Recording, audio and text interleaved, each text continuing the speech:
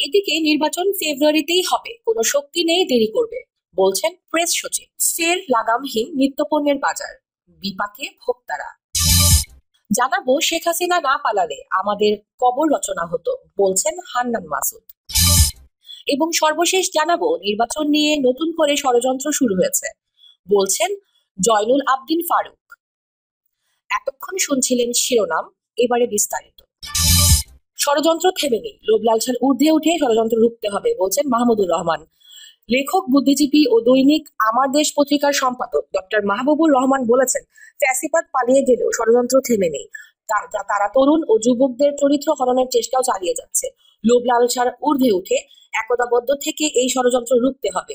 বিশেষ অতিথির বক্তব্যে অবসরপ্রাপ্ত অতিরিক্ত সচিব খন্দকার রাশেদুল হক বলেন, যুবকরাই হলো সমাজ পরিবর্তনের মূল হাতিয়ার।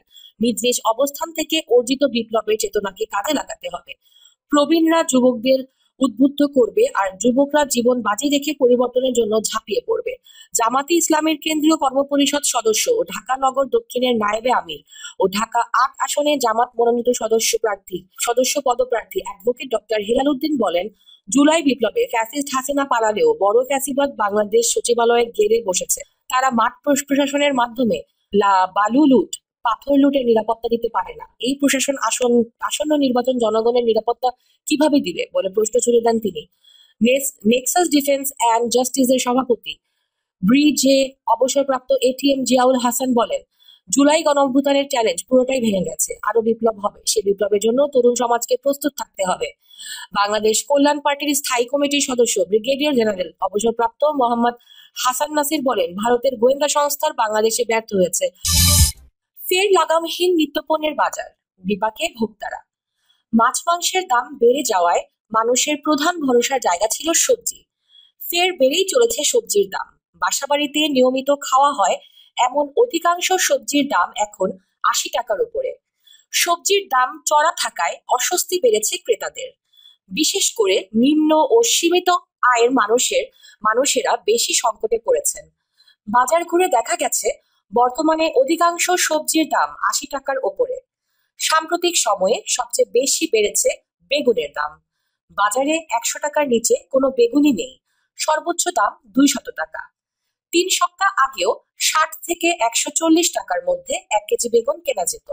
অন্যান্য সবজির মধ্যে প্রতি কেজি করলা, বরবটি, কাঁকরোলের দাম ১০০ থেকে ১২০ টাকা। আমদানি করা টমেটোর কেজি ১৬০ থেকে ১৮০ টাকা। আর পটল, ঢেঁড়স, ঝিঙার কেজি ৮০ থেকে ১০০ টাকা। কেজিতে ৬০ থেকে ৮০ টাকা দামে কেনা যায় চিচিঙ্গা, ধুন্দুল, কচুমুখী প্রভৃতি সবজি। আর ৫০ টাকার নিচে রয়েছে শুধু মিষ্টি কুমড়া, পেঁপে, কাঁচকলা সহ হাতে গোনা কয়েকটি সবজির দাম। এছাড়া প্রতি পিস লাউ ৭০ থেকে ৮০ টাকা ও চাল কুমড়া ৫০ থেকে ৭০ টাকায় বিক্রি হচ্ছে। এছাড়া প্রতি কেজি কাঁচামরিচের দাম এখন ২০০ থেকে ২৪০ টাকা। এদিকে বাজারে ইলিশের দাম কিছুটা কমলেও চড়া দামে বিক্রি হচ্ছে অন্যান্য মাছ। বাজারে ১ কেজি ওজনের ইলিশ বিক্রি হচ্ছে ২২০০ টাকায়। আর ৫০০ থেকে ৬০০ গ্রাম ওজনের ইলিশ ১৬০০ টাকা, ৭০০ থেকে ৮০০ গ্রাম ওজনের ইলিশ ১৮০০ টাকা ও ১.৫ কেজি ওজনের ইলিশ বিক্রি হচ্ছে ৩০০০ থেকে ৩২০০ টাকায়। এছাড়া প্রতি কেজি বোয়াল ৭৫০ থেকে ৯০০ টাকা, কোরাল ৮৫০ টাকা, আইর ৭০০ থেকে ৮০০ টাকা, চাষের রুই ৩৮০ থেকে ৪৫০ টাকায়, কাতল ৪৫০ টাকা, তেলাপিয়া ১৮০ থেকে ২২০, পাঙ্গাস ১৮০ থেকে ২৩০, কই ২০০ থেকে ২২০ এবং পাবদা ও শিং বিক্রি হচ্ছে ৪০০ থেকে ৫০০ টাকায়। ৪৫০ টাকা, তেলাপিয়া ১৮০ থেকে ২২০, পাঙ্গাস ১৮০ থেকে ২৩০, কই ২০০ থেকে ২২০ এবং পাবদা ও শিং বিক্রি হচ্ছে ৪০০ থেকে ৫০০ টাকায়। আর চাষের ট্যাংরা প্রতি কেজি ৭৫০ থেকে ৮০০ টাকা, কাচকি ৬৫০ থেকে ৭০০ টাকা ও মলা ৫০০ থেকে ৫৫০ টাকায় বিক্রি হচ্ছে। দাম বেড়েছে মুরগিরও। কেজিতে ১০ টাকা বেড়ে ব্রয়লার মুরগি বিক্রি হচ্ছে ১৭০ টাকায়। আর প্রতি কেজি সোনালী মুরগি বিক্রি হচ্ছে ৩২০ থেকে ৩৪০ টাকায়। এছাড়া প্রতি কেজি দেশি মুরগি ৬০০ থেকে ৭০০ টাকা, সাদা লেয়ার ৩১০ টাকা ও লাল লেয়ার বিক্রি হচ্ছে ৩২০ টাকায়। জাতভেদে প্রতি পিস হাঁস বিক্রি হচ্ছে ৫০০ থেকে ৬০০ টাকায়। বাজারে চড়া দামে বিক্রি হচ্ছে ডিমও। বর্তমানে প্রতি ডজন লাল ডিম 145 থেকে 150 টাকা ও সাদা ডিম বিক্রি হচ্ছে 135 থেকে 140 টাকায়। এছাড়া প্রতি ডজন হাঁসের ডিম বিক্রি হচ্ছে 230 টাকায়। বিক্রেতারা বলেছেন, বাজারে হঠাৎ করে বেড়েছে ডিমের চাহিদা, কিন্তু সেই তুলনায় বাড়েনি সরবরাহ, যা বাড়িয়ে দিচ্ছে ডিমের দাম। তবে গরু ও খাসির মাংসের দামে তেমন পরিবর্তন নেই। প্রতি কেজি গরুর মাংস বিক্রি হচ্ছে 750 থেকে 800 টাকায়, খাসির মাংস 1020 টাকা এবং ছাগলের মাংস 1100 টাকায়। এদিকে পাইকারিতে দাম কমলেও এর প্রভাব এখনো পড়েনি পেঁয়াজের খুচরা বাজারে, ফলে ভোক্তাদের বাড়তি দামে কিনতে হচ্ছে পেঁয়াজ।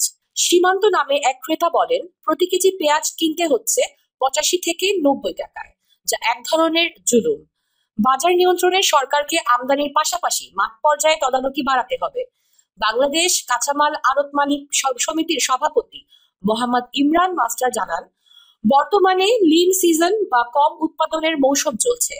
এ সময় আবহাওয়ার কারণে জমিতে সবজি চাষ কম হয়, ফলে সরবরাহ কমে যায়। এ কারণে বর্তমান বাজারে সবজির দাম বেশি। কৃষি সম্প্রসারণ অধিদপ্তরের সরেজমিন উইং এর পরিচালক মোহাম্মদ ওবায়দুর রহমান মন্ডল গণমাধ্যমকে বলেন, আমাদের অধিকাংশ সবজি রবি বা শীত মৌসুমে অক্টোবর থেকে মার্চ মাসে উৎপাদন হয়, কারণ এ সময় আবহাওয়া অনুকূলে থাকে। এখন যেহেতু বৃষ্টিপাতের মৌসুম, ফলে সারা দেশে মাঠে সবজি চাষ কমে যায়। আগামী অক্টোবর থেকে নতুন সবজি উৎপাদন শুরু হলে আবার সরবরাহ বাড়বে, তখন দাম কমে আসবে। শেখ হাসিনা না পালালে আমাদের কবর রচনা হতো, বলছেন হান্নান মাসুদ। জাতীয় নাগরিক পার্টির এনসিপি সিনিয়র যুগ্ম মুখ্য সমন্বয়ক আব্দুল হান্নান মাসুদ বলেছেন, 5 আগস্ট ফ্যাসিস্ট শেখ হাসিনা দেশ থেকে না পালালে এতদিনে আমাদের কবর রচনা হয়ে যেত। গণঅভ্যুত্থান সফল হয়েছে বলেই আজ আমি আপনাদের সামনে দাঁড়িয়ে কথা বলতে পারছি।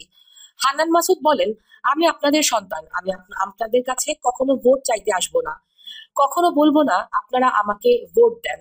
আপনারা যদি আমার থেকে যোগ্য কাউকে প্রার্থী হিসেবে পান, তবে তাকে ভোট দিয়ে জয়যুক্ত করবেন, এটাতে আমার কোনো আপত্তি নেই। তবু আমি চাইবো অবহেলিত এই জনপদের উন্নয়ন হোক। যিনি হাতিয়া দ্বীপের উন্নতি করতে পারবেন, আপনারা তাকে ভোট দিয়ে জয়যুক্ত করবেন। নিজেদের মধ্যে অভ্যন্তরীণ দ্বন্দ্বে না জড়ানোর ওয়াদা করিয়ে তিনি বলেন, আপনারা সবাই আমার কাছে ওয়াদা করেন, নিজেদের মধ্যে কেউ হানাহানি মারামারি করবেন না। বিএনপি, জামাত কিংবা এনসিপি যে দলই করুক, আমরা যদি নিজেদের মধ্যে মারামারি করি, অরাজকতা সৃষ্টি করি, তাহলে সারা দেশের মানুষ আমাদের খারাপ বলবে। হাতিয়া দ্বীপের উন্নয়নের পরিকল্পনা জানিয়ে মাসুদ বলেন, আমি সরকারের কোনো মন্ত্রী উপদেষ্টা কিংবা কোনো কিছুতেই নেই, আমার বিশেষ কোনো ক্ষমতাও নেই। আপনারা যেমন আপনাদের সুখ দুঃখের কথা আমার কাছে শেয়ার করেন, তেমনি আমিও আপনাদের সুখ দুঃখের সেসব কথাগুলো সরকারের সঙ্গে জড়িতদের জানাই। তাদের অনুরোধ করে আপনাদের জন্য বিভিন্ন প্রকল্প আনার চেষ্টা করি। নদী ভাঙন নিয়ে এনসিপির নেতা বলেন, আমার নিজের চাচাখানারাও অসংখ্যবার নদী ভাঙনের